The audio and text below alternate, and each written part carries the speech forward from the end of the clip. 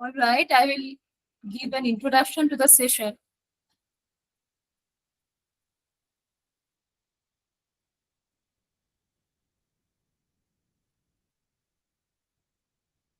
Thank you for joining us for the sixth session of the Young Folklorist Lecture Series.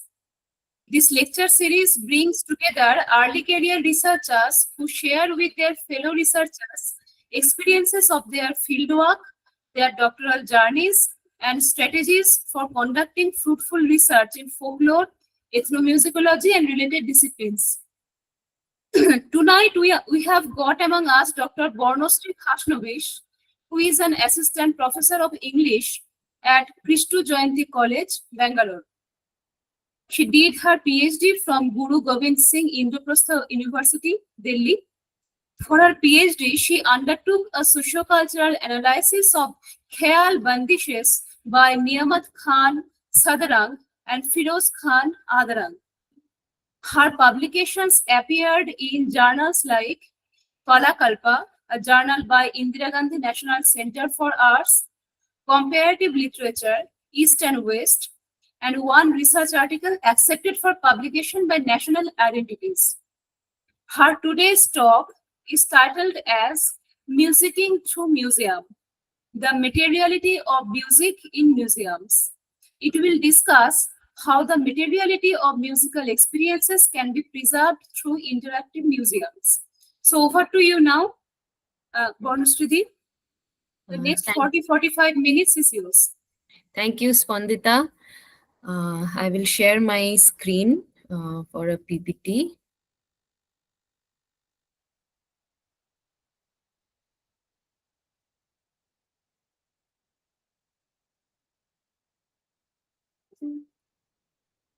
Is my PPT visible to everyone? Yes, it is. Okay. So the title. Please remove the stop share. Please remove the hide button there. Okay. Yeah. Okay. Thank you. So the title of my talk is Musiking Through Museum: The Materiality of Music in Museums. So now I will first start with the meaning of musicking. What is musicking? So let me tell you that the term was given by or proposed by Christopher Small, who was a musicologist, and he identified musicking with the activity of making music. So when we make music, we play music, we listen to music, we consume music in all the possible ways. We assign meaning to music. And while assigning meaning to music, we interpret, reinterpret, reproduce, conserve, preserve, different types of music. Now, Christopher Small opined that human beings have been musicking for as long as there have been humans. So it is, the sound of this universe. Maybe, a group of housewives in ancient days, they are doing their household chores and humming a song. That is music. The sound of a cuckoo, that is music. The sound of elephant, that is also music. So in Indian music, there is a concept, there is a philosophy that the sound ni, the sargam ni, has come from the sound of the elephant trumpets. So you see, we are all surrounded by music, and when we listen to music, we do music. So he associates music with a verb, with some activity. It is not simply a thing, but an activity. So music as a verb. So as a verb, it associates with the concept of to do music, to be in music. So, to music, according to Christopher Small, I quote, to music is to take part in any capacity in a musical performance, whether by performing, by listening, by rehearsing, or practicing, by providing material for performance, what is called composing, or by dancing. So whenever we are engaging with music, we are taking part in music, we are offering material of performance. We are engaging with music, and our engagement, our activities provide a material for music performance or any performance. Now, the fundamental nature and meaning of music is not in objects, not simply in musical works, but in action, in what people do. So now, this is also again by Christopher Small. What he is trying to say that, when we look at an object, let's say any musical instrument, when we look at it, it is simply an object. But the moment we are interpreting it, the moment we are starting to associate that instrument, that part of music, that materiality of music with history, with our culture, with geography, with region, with the soundscape, so then we are assigning meanings, we are interpreting, we are reinterpreting. So it is as similar as to the concept of text.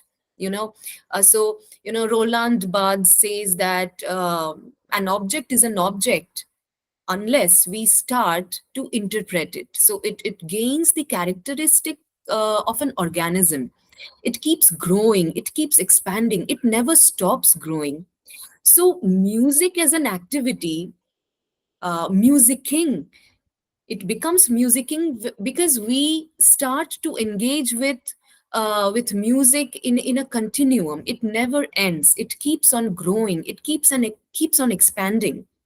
So the way we respond to music, the way we assign meanings to music, this is all because we are engaging with music, we are providing material to our performance, and also what we are doing, we are musicking.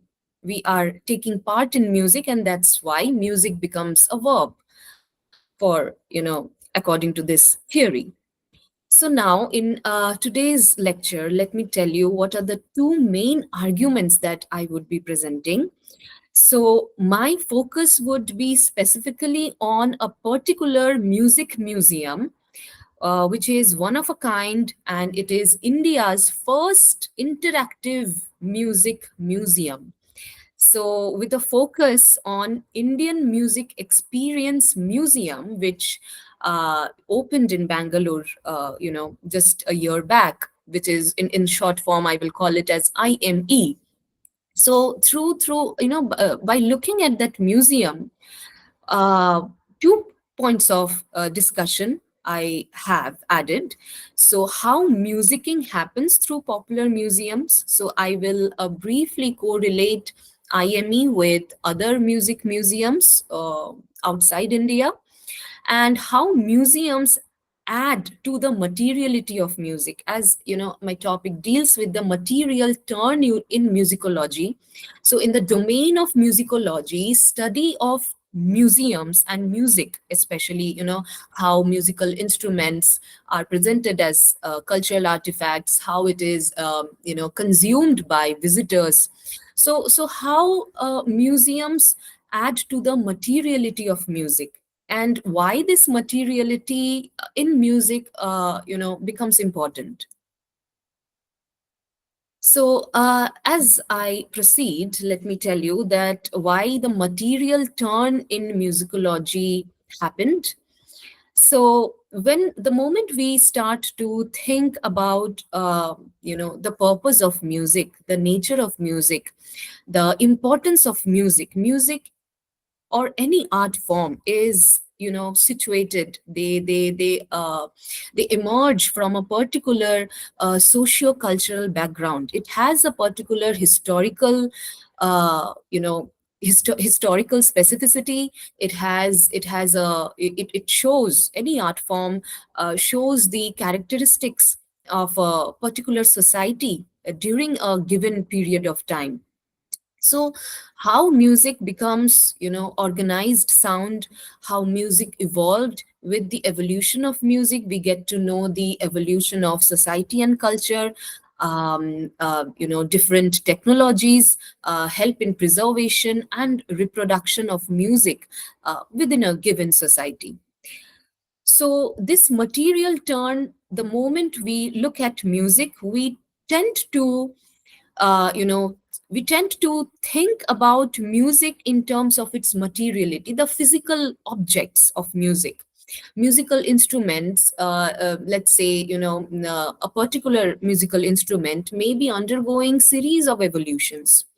So now, that, the physical property, the physicality of that particular aspect of music becomes important, because we are able to study that how society and culture evolve, how, how preservation is happening, how, reproduction and retelling or storytelling is happening through a particular genre of music.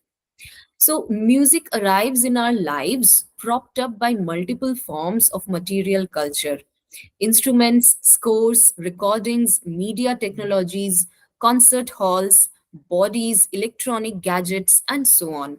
So this idea by Will Straw from his essay Music and Material Culture is very important uh, right now, because when we talk about materiality in music, we are not just listening to music passively. We are not simply thinking about the cognition of music. We are also, focusing on the materiality of music, the physical forms of music. That could be instruments, that could be musical scores, that could be musical notations, that could be past recordings or popular recordings. What are the media technologies that are being used in the propagation of music, in the packaging of music as commodities, concert halls, and so on and so forth. So the moment we look at a particular genre of music, so from the perspective of an in-depth study of that particular music, so as musicologists, as researchers in the field of musicologists, we should also, look into these material aspects of music. Now, music materials and cultural spaces. So, the moment we engage with materiality of music, we tend to think about how a particular genre of music is interacting with a cultural space. So, the material turn in music became popular, or musicologists started to give attention when, Raymond Williams' essay, Culture and Society, by 1958 was published, and the concepts of Marxism, application of Marxism in culture started to appear. So musicologists also started to engage with the phenomena of applied music, the concept of applied music. So, commodification of culture, this idea of Raymond Williams, he says that when we look into a particular art form, we tend to look at its positioning as a high art. Okay, as a high art or a low art, how is it packaged, how is it reproduced, how is it reshared in a given cultural period, in a society, within a society, and how, what is the role of this technology in the spread of music as a commodity. So how it is packaged, how it is propagated, and then this sort of culture is again adopted by different cultural groups. They function as these art forms function as cultural capital and adopted as a habit or a habitus.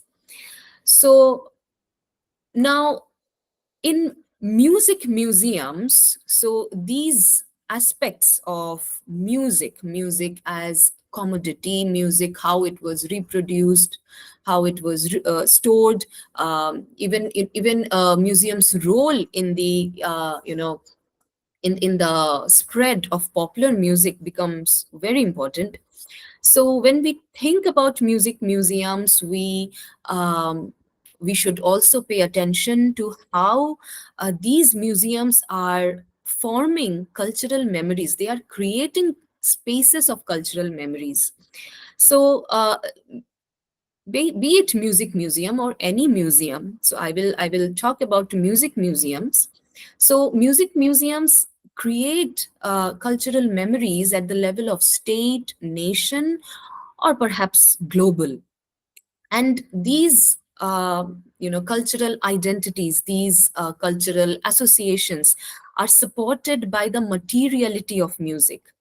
So any particular, as I said, there could be particular notations, there could be vast documentations, there could be musical instruments, there could be different types of genres, or maybe lexicals in a particular genre of music. So these identity creations happen either at the level of state, the most local culture, nation, throughout India, nationally, supporting,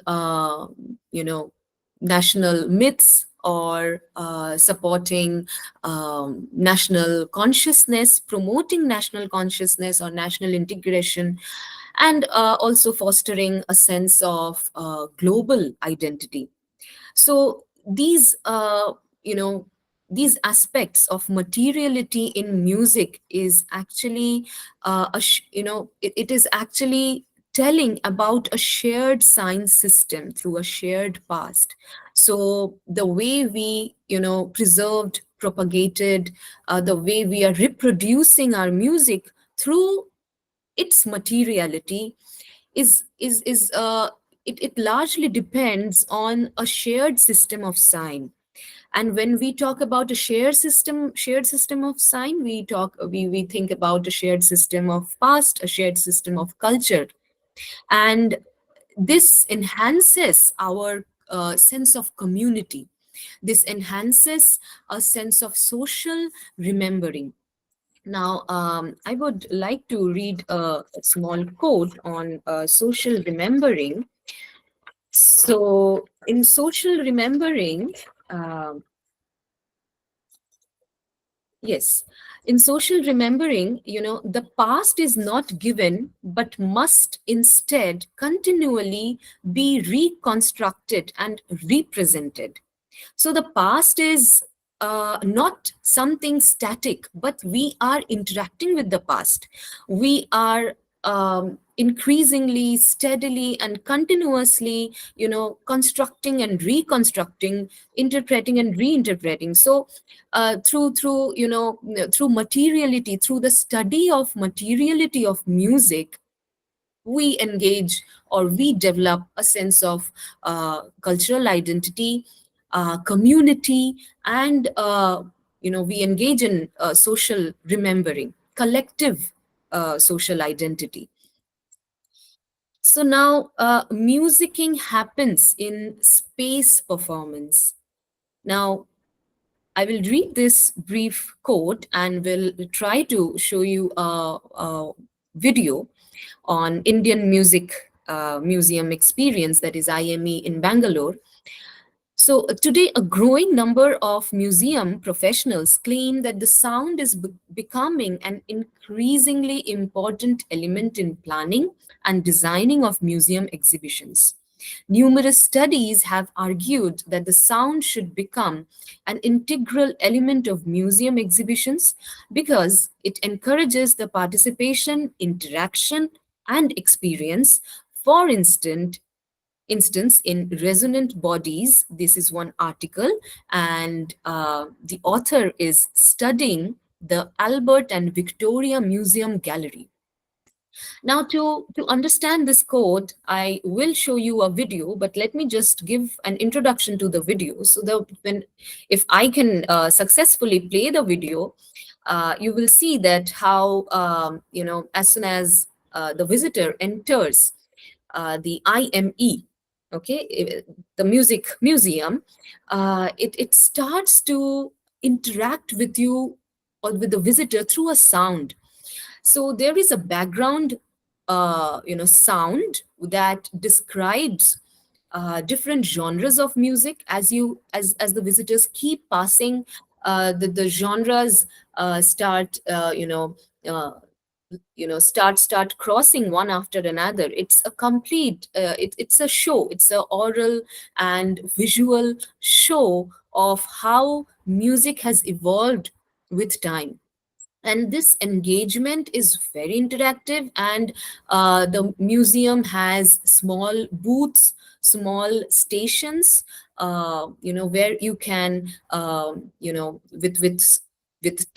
with one touch you can listen to the past music, ancient ragas, khayal performances, or perhaps an indigenous song, perhaps an indie pop music number. So this is how, the museum functions, and this kind of concept is growing rapidly.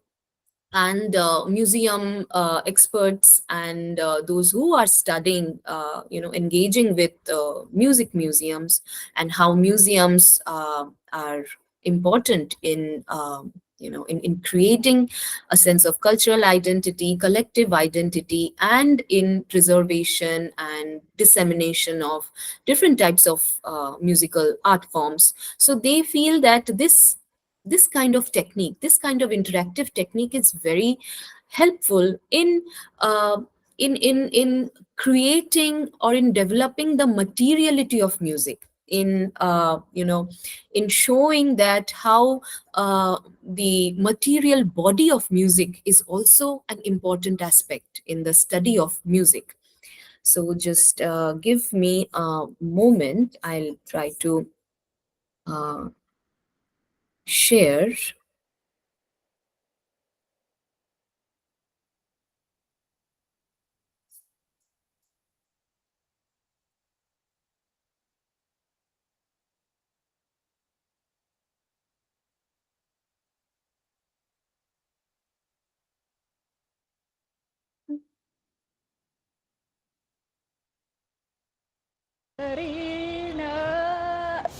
Don't worry, I'm not singing. But today we are taking you to a Is it audible? Yes, it is. Okay. really cool place where music is everything. Did you know that Bengaluru is home to a music museum, and that too an interactive music museum? Let's take a look.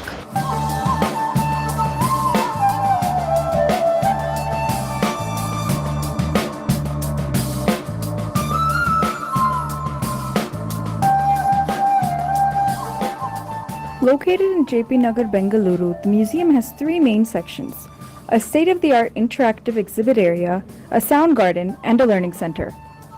The sound garden is basically to introduce people to the principles of sound before entering the main music museum. So it's more to do with the sound made up of natural things.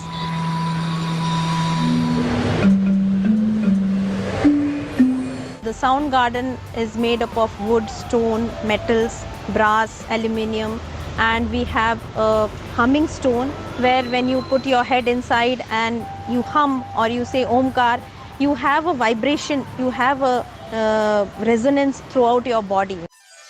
The beautifully lit museum also houses a rooftop amphitheater and a small recording studio setup where you can record your voice for karaoke songs. So we thought, why not have it something like a commercial street? We have everything, all elements of a commercial street, including the pedestrian crossing and road nameplates, and complete with two auto rickshaws. The auto rickshaws turn into video kiosks where we play a documentary on one, and on the other we have concerts. More than 100 musical instruments have been kept for public viewing.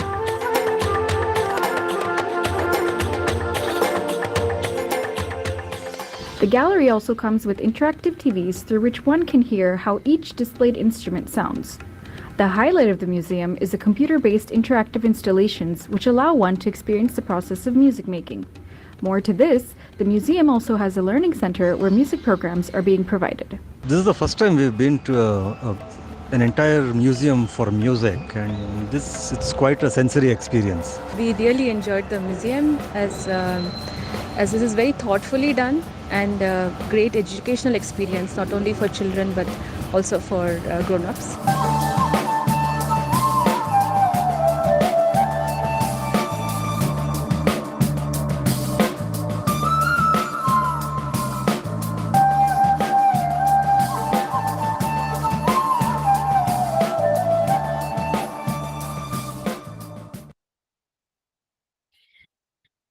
Okay. So I will again go back to my PPT. Just hold on.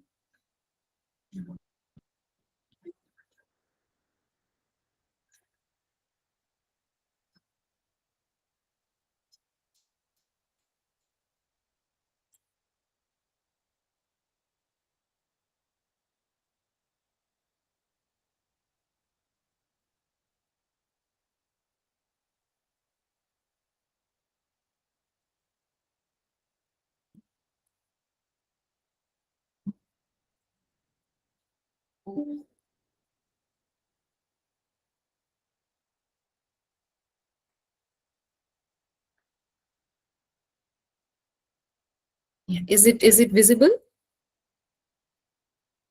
Yes, it is visible. Okay. Great. Plus, please remove the. Yes, hide. Yeah.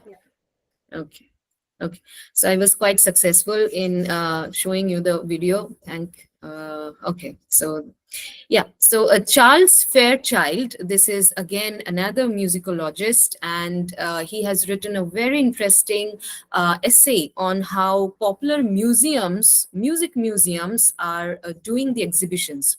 So he feels that, the popular music museums, they embrace a wide range of visual display and and different types of visual display, and he clubs them according to two types. One is populist vernacular stream, another is institutional educational one. So in the populist vernacular stream, he categorizes that, the wax museums, the museums, which are popular, which harks back the past and also associates with the local, with the regional, with the more, local space, and how, such types of music are being sold in departmental stores as commodities, as products. Could be, cassettes, CDs. We don't have cassettes anymore, but as music, how it is sold, how it is made available. Then another one is institutional or educational one. So in this, music museums become educational one, because music museums, they become very instructive. They instruct, they tell you what was that music, how was that music, and what kind of music was that. So it gives a complete history, and it brings a complete complete interactive element. The instructions and also the sound makes it more interactive, and the music instruments could be made accessible, or as you as you saw in the video, that the musical instruments are displayed, and they have provided a small kiosk, a small booth, where an electronic booth, where you can access, from where you can take information of all the musical instruments that are housed. So it's terrific. It's actually a wonderful job that IME has done. So they have stored the information of the musical instruments in those small kiosks, in those small booths, and anyone can come and gain knowledge.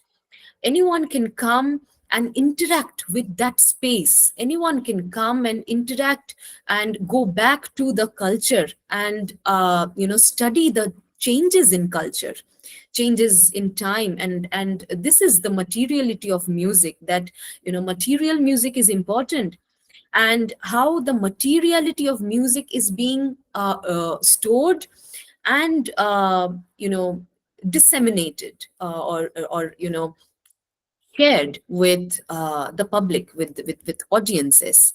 So in a way, such music museums, they are democratizing technology. They are, this is like a democratization of technology, made accessible to everyone. And so this becomes more of an institutional or educational idea that music museums embrace. So the music museums may be presenting the music or types of music, different genres of music as commodities, because see, to enter into this music museum, you have to purchase tickets, you have to go through, and there are certain facets of culture, or it is somehow promoting the significance or the history of Indian culture. So now, next is the location of music exhibitions in the museum and the presentation of musical topics about the material aspects of music go hand in hand with the exhibiting practice of making visual aspects the focus of presentation. So, this is a quotation from an article. I have mentioned here the name of the author and the article title. So she has studied, certain music museums, and what they do, they offer an interactive experience to the visitors. They no more are passive audiences. They are interacting with that, musical artifact. They are interacting with the materiality of the music. They are they are musicking, they are participating in the music, they are also performing. They can gain access to various information, they can record their own voice. They can just simply choose certain musical modes or a background music and record themselves. And then there are certain kiosks, musical booths, which offer a glimpse of the past. So these material aspects and the presentation of the oral aspect of music, they go hand in hand. So now I have pasted images of two museums here on this slide. So you can see one is the image of National Museum in Nashville. So they also do the same thing. In Nashville, this museum has small labs. They called those booths as labs, where you can just go and with single touch, you can actually listen to the sounds of these ancient musical instruments. And now the second picture, the wide one, I have laid it out as wide. So the purple picture, this one, National Museum of African American Music, that is also in Nashville. So in Nashville, this African American music, it also shows that how the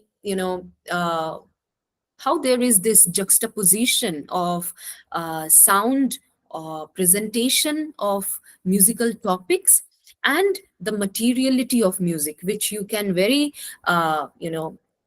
it's very affordable, it's very easy for you to access. Now these are the pictures of IME, Indian Music Experience, Bangalore. So here, as you can see in the first image, there is this flat screen, and you can touch and make a new song. You can touch and make a new music with new notes. You can make your own music.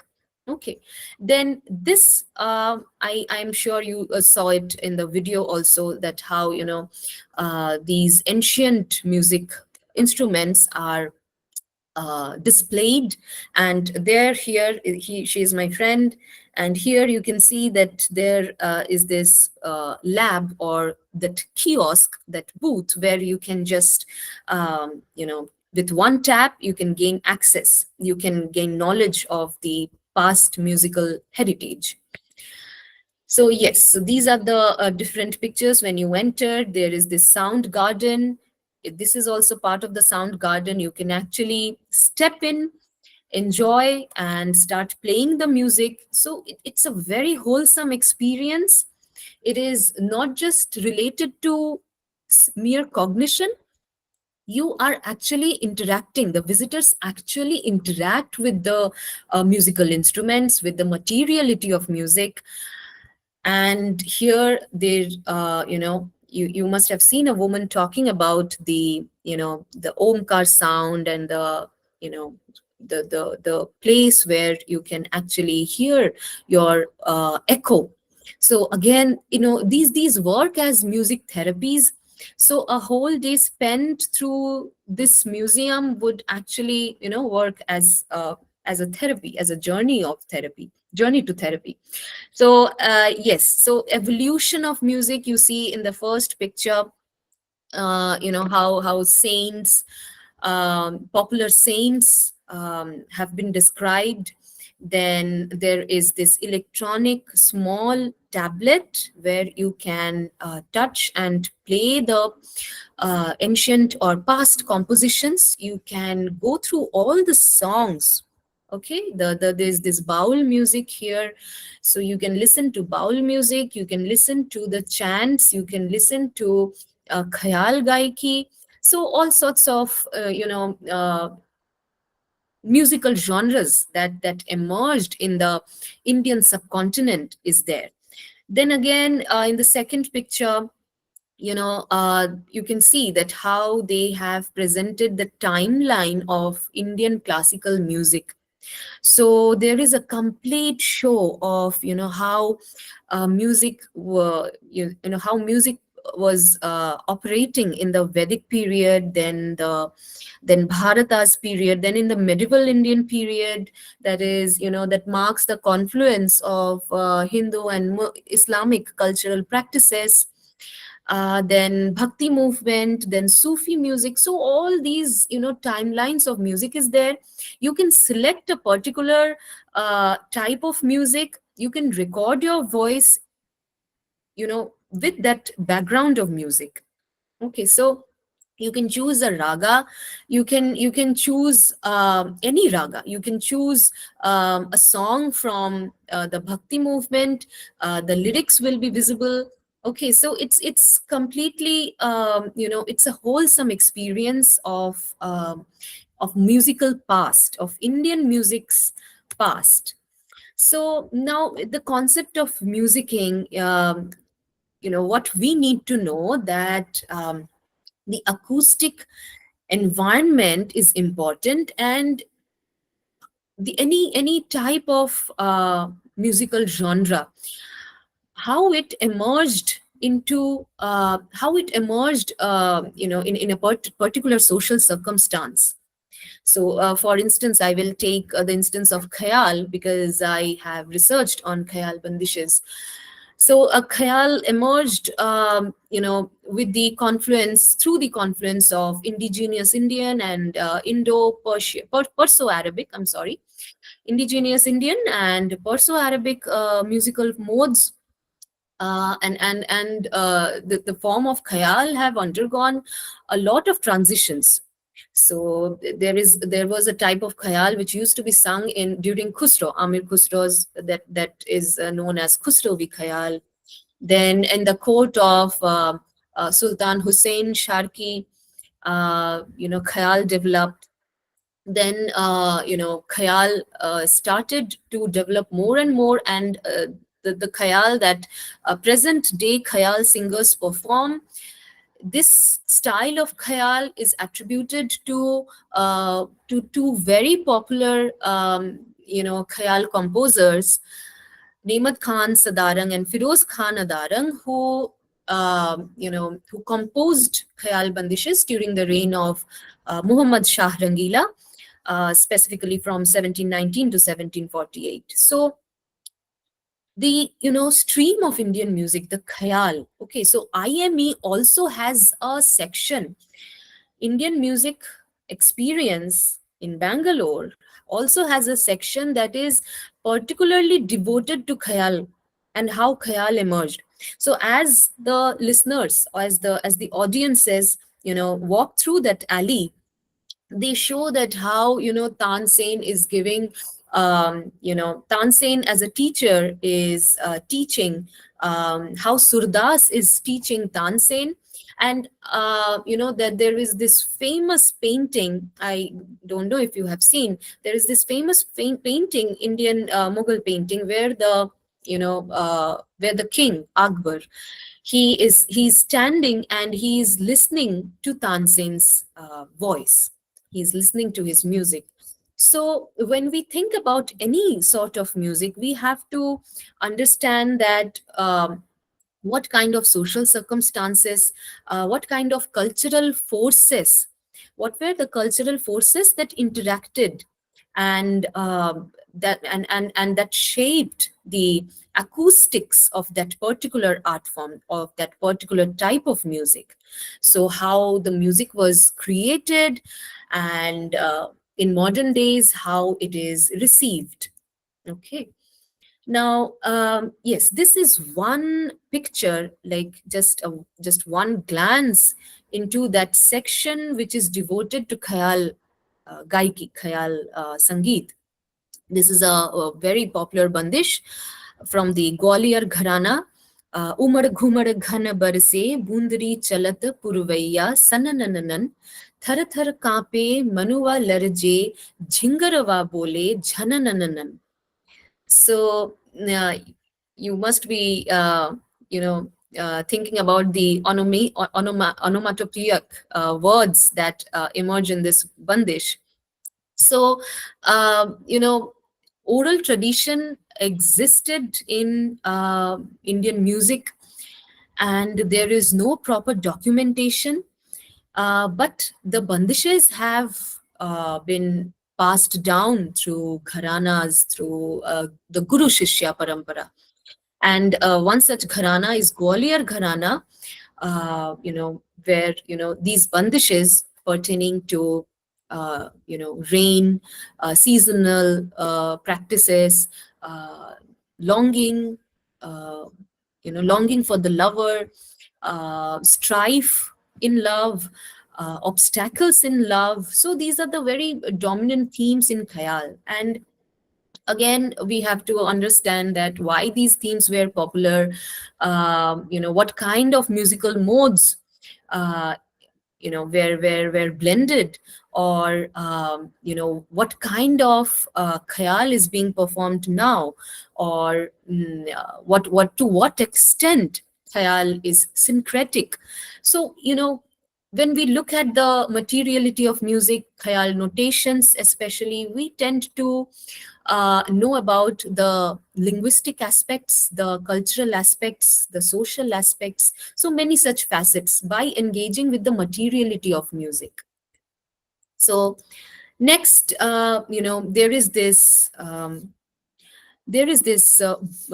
small booth, small section, a wall dedicated to the acculturation, and also a wall dedicated to the to the vernacular forms of storytelling through music. Now, in the first picture, you can see that there is a sort of wooden frame, and this is known as kawad in Rajasthani. So in districts of Rajasthan, this was very popular. This is still popular. So this is called kawad, and in this, or through this, narrations of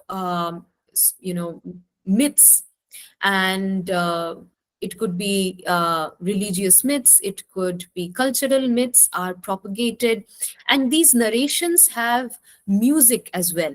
So again, you can see that there is some headphones kept. You can put on the headphone, and these audio visual descriptions continuously happen in loop. They never stop. So as the audiences getting inside, they are participating in an interaction, in a journey. Then in this you can see that how colonial exchanges happened. It's mentioned briefly. Then not only colonial exchanges, influence of Portugal music, or influence of Sufi music. So there is this whole wall which is dedicated towards the syncretic types of music, so Indian music. Now then there is another wall which actually presents how the materiality of music through radios evolved, how we have the digitized version of music now. So from 1920s to the present era, the wall captures about all the evolutions of uh, musical modes of mass communication. And as a museum, so it will sometimes, it is bound to perform a bit typically also. Now you can see that there are many artifacts, many cultural instruments, many musical instruments presented. So Zakir Hussein's tabla, or Pandit Ravi Shankar's sitar. Okay, so all these have been donated by willingly by the family members of the musicians, of the maestros, and these are being housed. They are housed, and just adjacent to it, there is a recording studio. You can go inside the recording studio. Anyone can go in, record your voice. You can even take that music. You can even fetch that music. You can mail it yourself. So now I think we have come to the last slide. Or maybe the second last.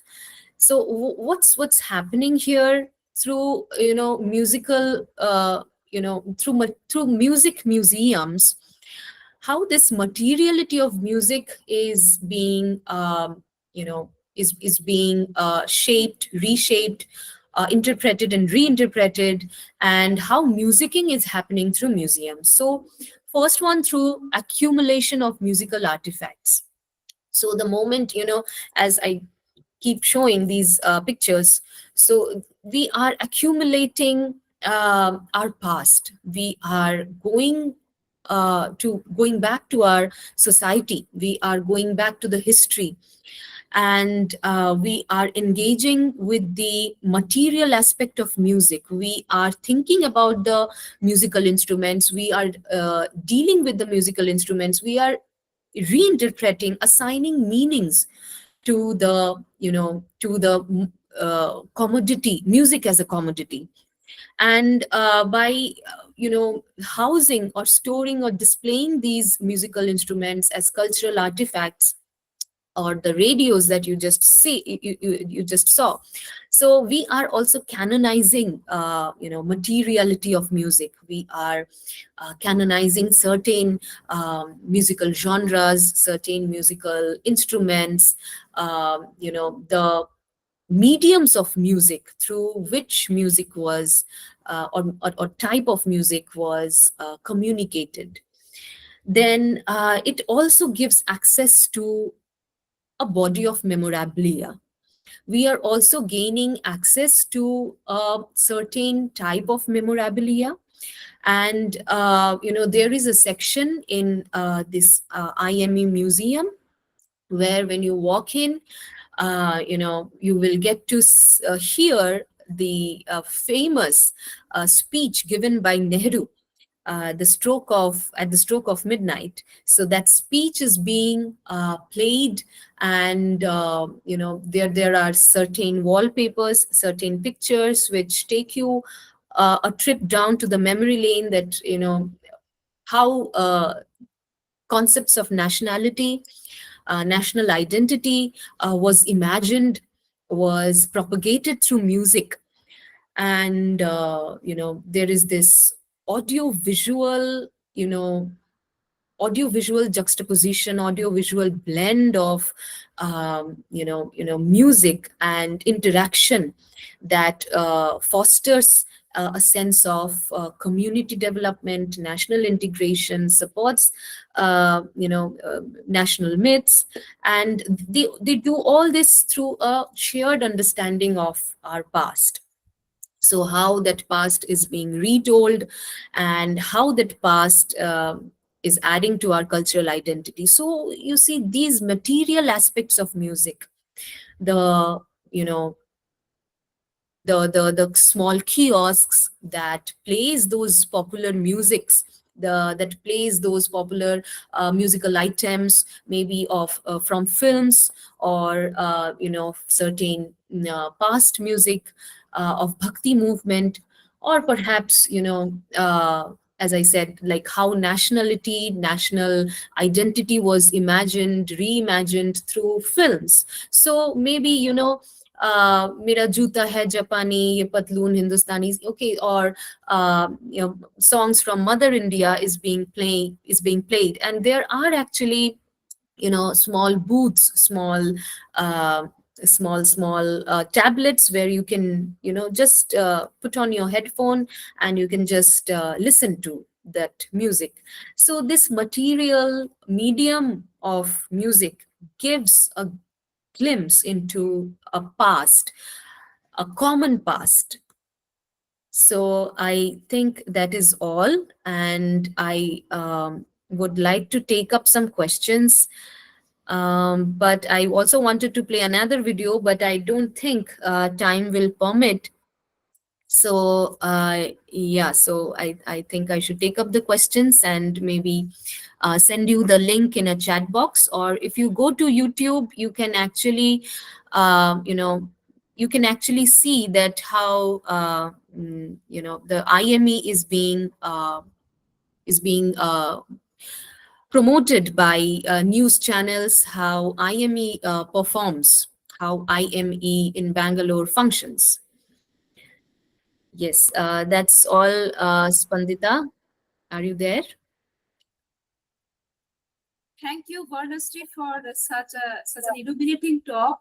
You expressed your love for music very exhaustively. You brought together so many things, that music is not just not a melody, but also much more than that. And also museums are how they can be material, and how the two can be brought together. You read that museum almost as a text. You described almost each and every corner. I have several questions, but I will open the floor and invite questions.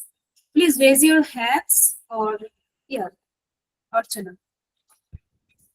Hello, this is Archana.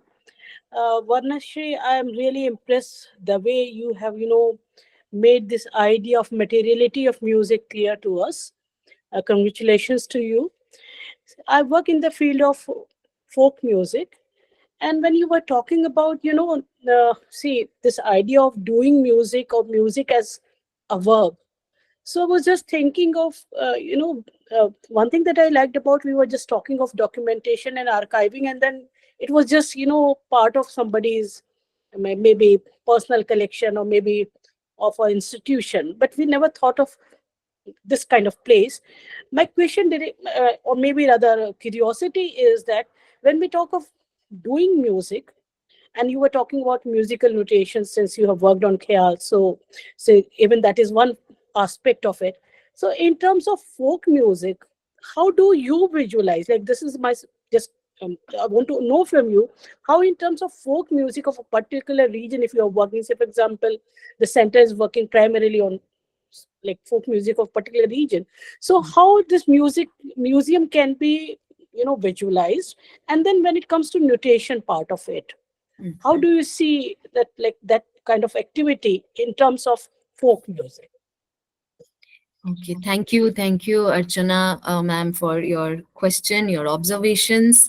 So, folk music will have, you know, will have elements of folk culture.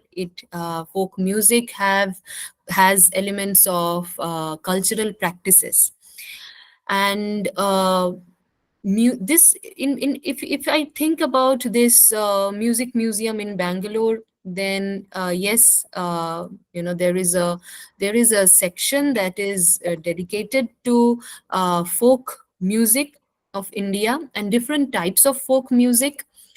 And when it comes to lexicals and notations, okay, so one thing I would also like to tell you that this museum is displaying the compositions in that, on that screen, on that electronic screen, or on that kiosk.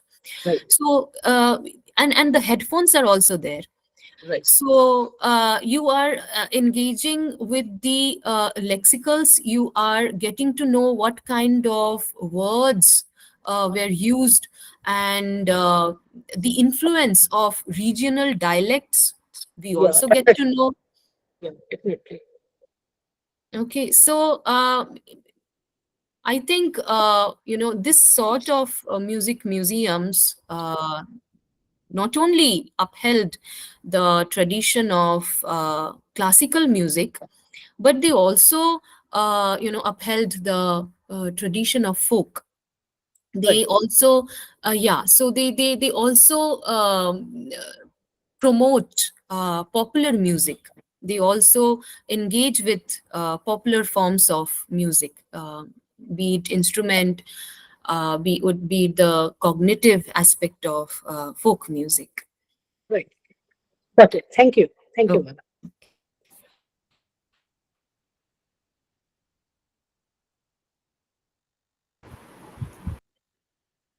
Those who have a question, please raise your hands or please put your comments in the chat box.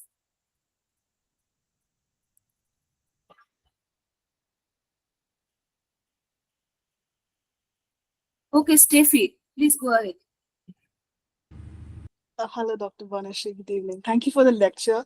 I don't have any questions and such, but I want to appreciate you for the great delivery of today's lecture. And um, I understood on how your display of music museum, like it went on to reflect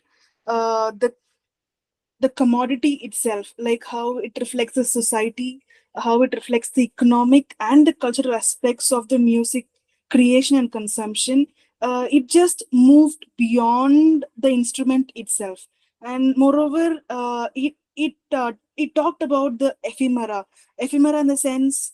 The display of pictures, posters, and how the music was promoted at that particular time, the display of that, and moreover, the clothing and fashion which you showed at the end of the lecture. Apart from that, your mention of social and political artifacts that was given as a contribution to preserve in the house. So each thing, it went on to devise how the oral histories have become so much important into the historical concept or the context by itself.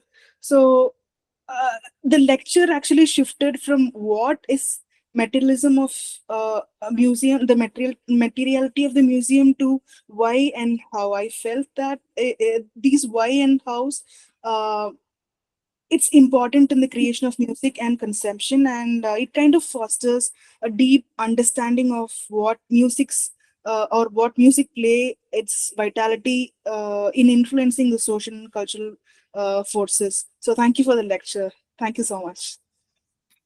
thank you, Dr. Steffi. I could not give a conclusion, and perhaps the last slide was supposed to give a conclusion, but you have beautifully summarized the whole lecture and given a great conclusion to my talk. Thank you so much, Dr. Barnashree. All the best. Yes. Hello, Barnashree. I have a question. I have several questions. Okay. First one is you read the museum as a text, as I said. Yeah. But then we know that museums also have some kind of politics to operate on. Like, they include certain things and exclude certain things, and that is true of most museums, and people who have worked on museum studies and things like that have also pointed out. So how does this museum function specifically, the one you said in your experience with the museum, and also if such more museums are to be built, how should they? I mean, the question is how should they include such stuffs? I mean, for what will they pick up? Because there is no end to the genres that actually exist in India. I mean, somebody asked a question about folk genres, but then there is no end to the folk subgenres that can be there at a specific place, right? So what to include and what not to include. And question number 2 is when you bring some music experiences or things like that from their own spaces and put it into a museum, some kind of decontextualization is also happening. So how will it affect to one who is experiencing that music? So what was your experience when you visited? Okay, thank you, Spandita. Yes, these are very important actually. So, first question I would answer, like you first asked that what have they missed out? So IME has, I don't know, they intentionally missed out or what is the reason behind it. I think I need to talk to the organizers and the makers, and this is a commercial space. So this museum is this museum is an outcome of various builders investment. There are many prominent builders in India, like for example Brigade. So these builders have invested, and yes, they are considering donations also. They have taken donations from popular music maestros, Indian classical music maestros. They have taken donations, and their names are written outside the museum. Okay, in a very creative fashion. But then they have, I feel there is a lot more to add in the, towards the folk aspect. There is a lot of regional music throughout India, and in the museum there is a map of India. Okay, there is a, not I should not say map, but layout of India, Indian map, Indian territories, and that they have not included the folk genres in that map. They have mentioned the gharanas. Okay, so they have mentioned the Indian classical gharanas, but they have not given attention to music in the Northeast, music from the Northeast, and or folk music. I feel, as you, next question, as you said, that what could have been included, I feel this is a bit narrowing down, and this is again maybe a certain kind of politics, or maybe they are yet to add, maybe they are yet to diversify. So I feel that maybe another model of Indian map, or a layout of India with the folk genres, with the regional dialects, what kind of language is implemented in certain folk songs, that could have been more inclusive. So this is definitely a very interactive, a wholesome, holistic experience showing, promoting Indian music, talking about syncretic form of Indian music, in Islamic and Hindu cultural practices, but they are missing out on the folk genres, I feel. And next, you said decontextualization. So now you see, I have, like, there could be, not only me, there could be people who do not have idea about indie pop music.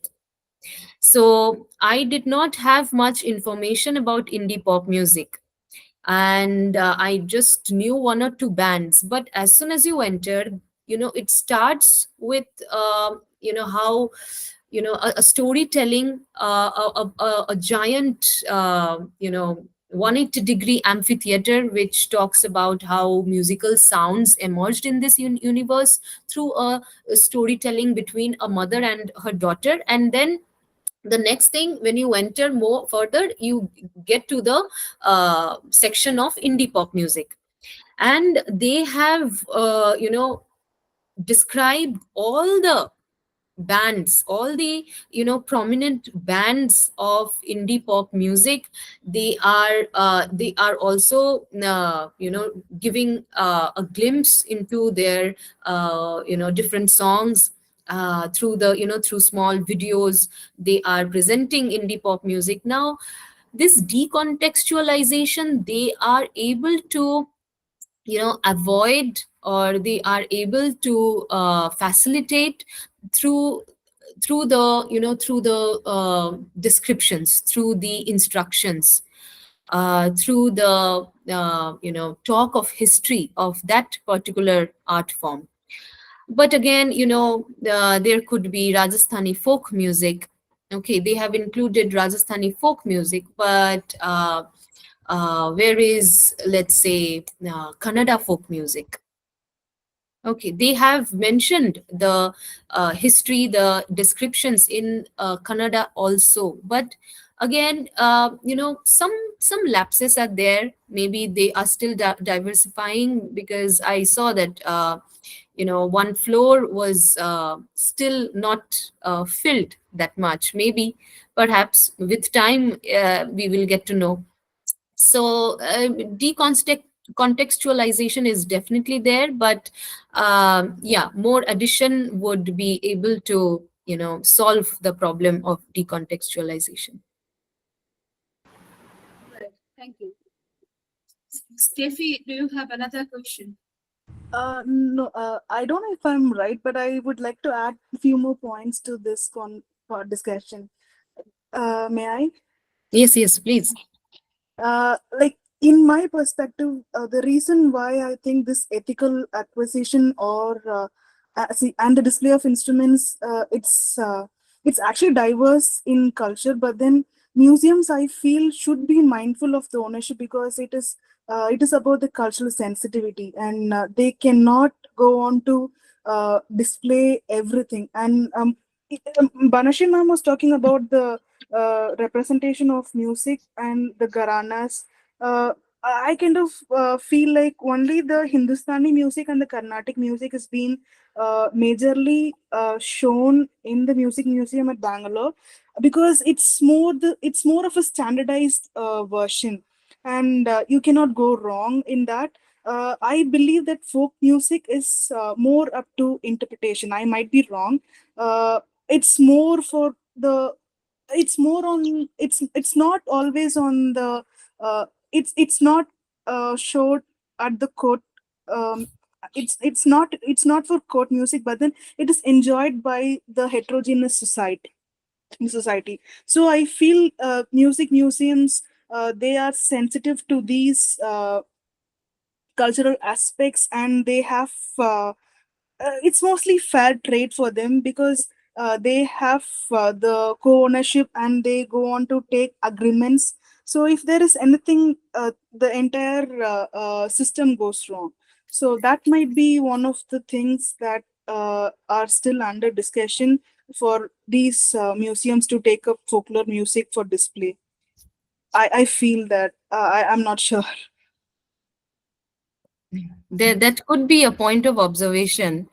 And also, another aspect could be, see, now classical music is being modernized. So a lot of, popular attention, because of modernization, a lot of attention is being given on classical music. Folk music is also equally important.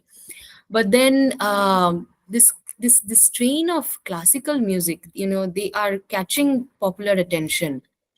Folk also, but nonetheless, yes, I feel your point is quite valid in case of this music museum. So music museums also contribute to the popular imagination of musical art forms. So I think all the cultural reasons. These are all cultural reasons. I think they are all working together in the in the promotion or retelling, resharing, reinterpreting of particular genres of music.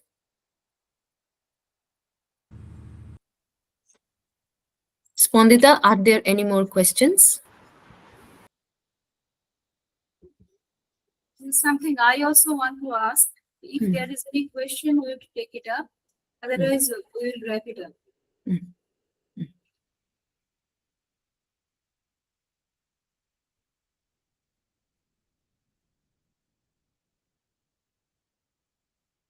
So I think that there is no other question. Yeah. We already had a very interactive session. There were several points raised by Archana and Steffi. Yeah. I must also. So thank you, Barnashree, again for giving this talk. We will ask you to give such talks once again in future sometime. So please be with us and thank you. And thank you. And that I thank all the participants for coming and listening to us and raising questions. I would request you all to join our next sessions as well. So I will end the session here. Thank you. Thank you for giving me this platform. Thank you, Spondita, once again, and thank you to Inta Jalida for letting me share my observations, my opinions. Thank you so much. It was fantastic. I learned so much. I never had this kind of idea. There can be such museums. I would visit it sometime. Thank Yeah, you. if you happen to come to Bangalore, please visit. Please. Thank you, Shubhanita. Thank you so much. Okay, good night to everyone. Thank you.